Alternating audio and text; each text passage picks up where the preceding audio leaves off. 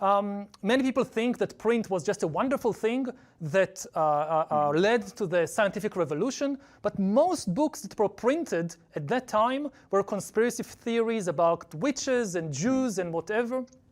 And it took time to build new institutions of trust, like newspapers, like academic publishers. So this is the old thing, it's the old cycle. But the new thing is that there is a kind of alien presence on Earth. A new alien intelligence has invaded our life, not from a distant planet, but from the laboratories, artificial intelligence. And this is something new, it's a game changer, because unlike all previous information technology, it can make decisions on its own, it can analyze us, it can hack us. The printing press couldn't do it, the radio couldn't do it, but the new technology can do it. And for the first time in history, it is becoming possible to hack human beings, and therefore also to manipulate human beings on an unprecedented scale. And we don't know how to deal with it. We really have no traditions about how to deal with it because it never existed before in history. All of us are flooded by enormous amounts of information and distraction. I mean, this is the most distracted age in history. And to really understand the world all your life, you need some peace and quiet. You need some sanctuary from this enormous flood.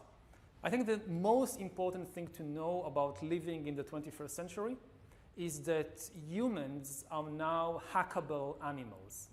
To hack a human being means to understand that human better than he or she understand themselves, which was never possible in history before on a massive scale. Homo sapiens is now acquiring technologies that can either destroy us or upgrade us, but will not leave us as we are. Authority will gradually shift from us to these corporate or government algorithms that will increasingly decide almost everything about our life. You apply to the bank to get a loan, it's an algorithm that decides. You apply to get a job, it's an algorithm. Even questions like what to study or whom to marry will increasingly be decided by these algorithms. To stay in the game, you need to get to know yourself better. You now have the biology to understand not only what I say and who I meet, but actually how I feel and what I think. So think 10, 20 years in the future, in North Korea or someplace like that, every citizen has a biometric bracelet on the hand. And they follow not just where you go, but how you feel. If there is a big speech by the big leader on the radio, and everybody must listen, you can smile and you can clap your hands, but they know that you're actually angry. This is a kind of power that nobody in history ever had. It's far beyond even George Orwell's 1984.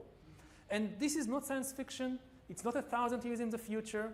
Some regimes are already starting to build these total surveillance systems, even now.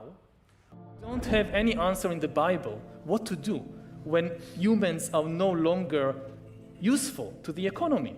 You need completely new ideologies, completely new religions, and they are likely to emerge from Silicon Valley or from Bangalore and not from the Middle East. And they are likely to give people visions based on technology. Everything that the old religions promised, happiness and justice and even eternal life, but here on earth with the help of technology and not after death with the help of some supernatural being. What are humans for? As far as we know, for nothing. I mean, there is no great cosmic drama, some great cosmic plan that we have a role to play in it. And we just need to discover what our role is and then play it to the best of our ability. This has been the story of all religions and ideologies and so forth, but as a scientist, the best I can say, this is not true. There is no universal drama with a role in it for Homo sapiens. If you repeat a lie often enough, people will think it's the truth, and the bigger the lie, the better. Because people won't even think that, oh, something so big can be a lie. And I think that fake news have been with us for thousands of years. Just think of the Bible. But there is a concern.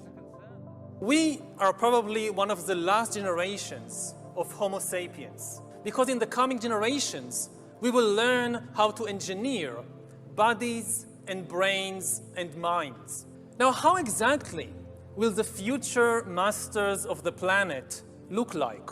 This will be decided by the people who own the data. Now, why is data so important?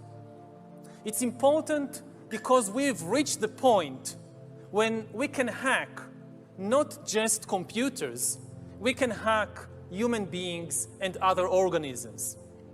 Now, what do you need in order to hack a human being? You need two things. You need a lot of computing power, and you need a lot of data, especially biometric data. But control of data might enable human elites to do something even more radical than just build digital dictatorships. By hacking organisms, elites may gain the power to re-engineer the future of life itself. Because once you can hack something, you can usually also engineer it.